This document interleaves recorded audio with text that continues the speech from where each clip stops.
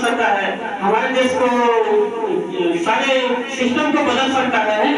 तो उसने फिर उस बैंक का जॉब करने के बाद उसने डिसीजन लिया कि मैं कुछ लोगों के लिए काम करें। तो उसने एक बुक लिखा कि दुनिया में सबसे पहले बिलियनरी कौन बनेगा, है ना। यहाँ पे हम लोग करोड़पति बोलते हैं और अलग अलग नाम से बोलते हैं, आगे बोलता है बिलियनरी यानी कि पैसा वाला कौन बनेगा। तो उसने पहला जो बुक लिखा है द पावर जेल, इस तरह का बुक है, सबसे महंगी बुक है, महंगी नहीं कर सकते हैं, यानी कि 22 रुपये कोई खास महंगी नहीं है, लेकिन सबसे ज्यादा बिका। और उस बुक में उसने ये लिखा है कि नेक्स्ट बिलियनरी जो होगा वो आयुर्वेदा का होगा, और नेक्स्ट जो मार्केटिंग होगा वो डायरेक्ट सेलिंग का मार्केटिंग होगा। सोचिए, दुनिया के सबसे महान देश का महान व्यक्ति ने 25 साल की उम्र में, जिसने अमेरिका का पूरा जनता ने उसको अपने बहुत महान माना है, उसने लिखा है कि आने वाले समय में ये आयुर्वेदा का बहुत बड़ा इंडस्ट्री होगा, एक डायरेक्ट सेलिंग की बहुत बड़ी इंडस्ट्री होगा। पाल जेल का एक अमेज़न पे सर्च करके देख सकते हैं कि वो बुक कितना में बिक रहा है और बहुत ज्यादा बिक रहा है। उस पर लोगों ने भरोसा किया, उस पर विश्वास किया कि हाँ ये बंदा में बोल रहा है, इतना तेज बंदा बोल रहा है तो सच्चाई है, और सच्चाई रियल में है। आप यूट्यूब पे देखिएगा कि कोई बीमारी का नाम से सर्च कीजिएगा, देखिएगा पूरा कितना व्यूज आ रहा है, कितना लोग परेशान है ना। यानी कि आयुर्वेदा का बहुत बड़ा इंडस्ट्री बनने वाला है, और हम लोग इस इंडस्ट्री से जुड़े हुए हैं, तो हमें तो कोई शक वाली बात नहीं है कि हम लोग इसमें पैसा नहीं कमाएंगे, इसमें हम लोग सपने को पूरा नहीं करेंगे, है ना। बहुत जबरदस्त अपॉर्चुनिटी है, बस थोड़ा सा ऊपर वाला का देन है, ऊपर वाला का हम किसी धर्म पे उतना गौर से हम बातें नहीं करते हैं, और लेकिन एक चीज हम ठीक मानते हैं कि ऊपर में कोई ऐसा है जो दुनिया को मैनेज कर रहा है, इतना अच्छा मैनेजमेंट की व्यवस्था करके रखा है। कोई भी प्लेटफॉर्म में आप चले जाएंगे, चाहे कितना भी बड़ा प्लेटफॉर्म हो, ऊपर वाला ने मैनेजमेंट इतना अच्छा किया है कि कोई भी व्यक्ति ऐसा नहीं है कि वो मेहनत बिना किए आगे निकल गया है। और हम लोग यहाँ पे इस इंडस्ट्री पे आए हैं, डायरेक्ट सेलिंग इंडस्ट्री पे आए हैं। ये इंडस्ट्री कोई छोटा मोटा इंडस्ट्री नहीं है कि 5-10 हजार हम कमाने के लिए आए हैं या 50 हजार कमाने के लिए। यहाँ पे इनकम का अनलिमिटेड सोर्स है, आपकी जितना बड़ा टीम होगा उतना ही बड़ा इनकम होगा, जितनी बड़ी आपका जब आपका स्किल होगा उतनी ही बड़ी आप इनकम कर सकते हैं। यहाँ पर इनकम का कोई लिमिटेड नहीं होता है। और रही बात ये बड़ी इंडस्ट्री है, तो कोई भी बड़ी इंडस्ट्री में सबसे पहले ऊपर वाले ने व्यवस्था किया है कि आप जिस इंडस्ट्री में जाइएगा वहाँ पर कठिनाई निश्चित आपको आना ही आना है। यदि आपको लगता होगा कि इस डायरेक्ट सेलिंग में हम बिजनेस कर रहे हैं, हमें मजा आना चाहिए, हमें मजा आ रहा है, तो आप खतरे की जोन पे है ना, आप बहुत बड़े खतरे में हैं। आप इतिहास उठा के देख लीजिए, सचिन का देख लीजिए, सचिन जब खेल रहा था तो उसका हाथ से ब्लड आ जाता था, उसे क्या बोलते ठंड के दिन में पसीना आ जाता था। कोहली का देख लीजिए, वो उसका लिखा हुआ है कि हमें धूप कितना परेशान करता था कि हमें लगता था कि कभी कभी तकिया उठा के खा जाए, कभी बिस्तर को खा जाए, है ना। यानी कि दर्शनवादी को देख लीजिए, उसको मजा नहीं आता हुआ कि पहाड़ तोड़ रहे हैं पूरा भीषण गर्मी जंगल में, तो मजा आ रहा है। ऐसा कहीं कोई सक्सेस लोगों के इतिहास में नहीं लिखा है कि वो काम को कर रहा है उसे मजा आ रहा है ना। पहली भूल हम लोग को सबसे बड़ी ये है कि हम लोग बहुत बड़े इंडस्ट्री में काम कर रहे हैं तो हम मजा आएगा, लेकिन सफलता मिलने के बाद शुरुआती जो है वो थोड़ा कष्टदायक होगा ही। हर इंडस्ट्री में है, दशरथ मांझी है, सचिन है, गांगुली है, शाहरुख खान है, जिसका जो महान का नाम लेंगे सबको शुरुआती होता है कष्ट से।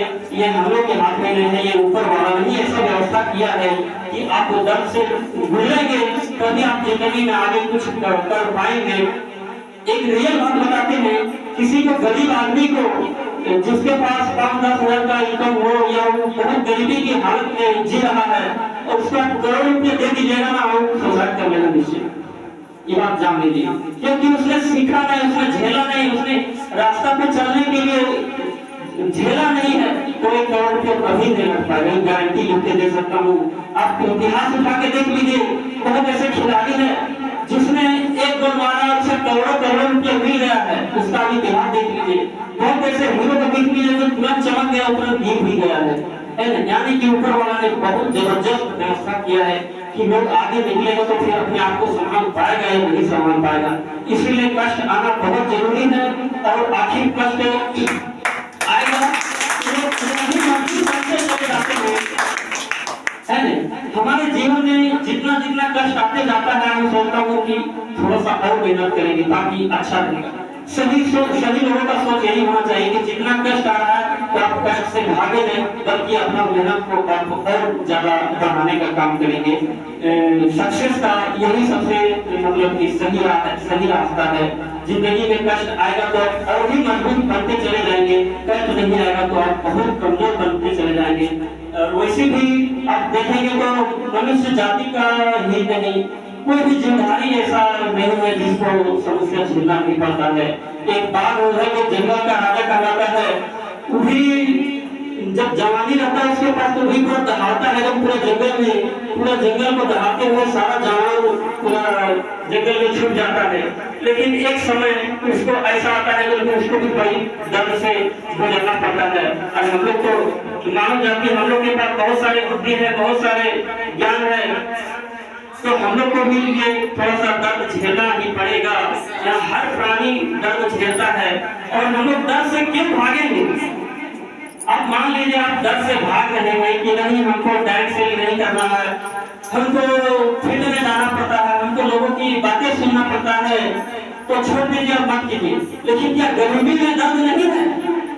गरीबी में एक बार देखिए, जब गरीबी में जिंदगी गुजारिएगा तो आपके साथ साथ पूरा खानदान ही आपका बाल बच्चा जो भी होगा, बेटा बेटी नाती पोता सब कुछ गरीबी में गुजारेगा। जिंदगी बहुत कठिनाई से गुजरेगा। शादी ब्याह में भी बहुत सारे परेशानियां आएगा। बेटी को शादी करना है तो हम कैसे करेंगे, लड़के का शादी पढ़ाई करना है तो हम कहाँ से करेंगे। और दूसरा जो बीमारी का जो सिलसिला है वो बीमारी आ जाएगा। मान लिया तो किसी का लीवर खराब हो जाता है तो उसमें 30-40 लाख रुपया तकरीबन लग ही जाता है उसको ट्रांसप्लांट करने के लिए। गरीब आदमी क्या संभव है दे पाएगा? कभी नहीं दे पाएगा, है ना। तो गरीबी में आदमी से 100 गुना ज्यादा दिक्कत है। पूरा अकेले के साथ नहीं, पूरा खानदान के साथ सब पढ़ाई लिखाई रहना खाना बीमारी। और हमें अमीरों में क्या दिक्कत है? थोड़ा सा फील्ड भी जाना है, थोड़ा सा किसी की बात ही सुन लेना है, थोड़ा पसीना बहा देना है और इससे ज्यादा तो करना नहीं है। अमीरी वाला जो दर्द है वो अकेले झेलेंगे और गरीबी वाला जो दर्द है वो पूरा खानदान को मिल के झेलना पड़ेगा। जैसे हम एग्जाम्पल देना चाहते हैं कि मान लीजिए अली सर हमारे हो गए, अभी अली सर जो कष्ट झेल रहे हैं, फील्ड में जा रहे हैं, रात को 10 बजे कभी आते हैं, कभी लेट हो जाता है, कभी पानी में भीग जाते हैं। ये कष्ट है सर अकेले झेले, इसके फैमिली वाला कोई नहीं झेले। लेकिन ये अमीरी में नहीं जाएंगे तो उसके साथ साथ इसका परिवार को भी झेलना पड़ेगा, अली सर को भी झेलना पड़ेगा। और न जाने कितना पीढ़ी तक गरीबी का ये सिलसिला जारी रहेगा। लेकिन ये हमारे अली सर जब इस गरीबी को अभी से खत्म कर देता है तो इसके अली सर के साथ साथ पूरा इनका खानदान जो है मिली के जिंदगी में जिएंगे। और आने वाले समय में इसका कई पीढ़ी तक लोग अच्छे बिजनेस करेंगे, वही पैसे से, वही फैक्ट्री से, वही से ये पीढ़ी कितनी लंबी तक चली जाएगी अमीरी वाला। तो देखिए आप गौर करके देखिए कि गरीबी वाला कष्ट अच्छा है या अमीरी वाला कष्ट अच्छा है। और सुबह निकलने से पहले डिसीजन ले लें कि हमें कौन सा कष्ट झेलना है, या अमीरी वाला कष्ट झेलना है या गरीबी वाला। सारे फैमिली मिल के कष्ट झेलें या अकेले झेलना अच्छा है ना। तो इतना ही बात बोल के हम अपने वाक्य को ध्यान दें क्योंकि हमारे देश सब आए तो धन्यवाद। देखिए इतना अच्छा प्रोग्राम अपने गांव के अंदर में इतनी अच्छी बात बताने के लिए आज स्टेज बड़ा होता ना, या दूसरे जगह सिर्फ प्रमोशन करके बुला दिया होता ना तो 5000 जेब में आ जाता सर में। जोरदार ताली बजाइए। दो शब्द हमको अच्छा लगा, आप लोग को क्या क्या अच्छा लगा होगा मुझे पता। हमको दो शब्द बहुत अच्छा लगा। शेर की जो बातें बताए जंगल में दहाड़ते हुए चलते हैं जवानी में, लेकिन यकीन मानिएगा एक मनुष्य को पकड़ने के लिए वो शेर का भी पैर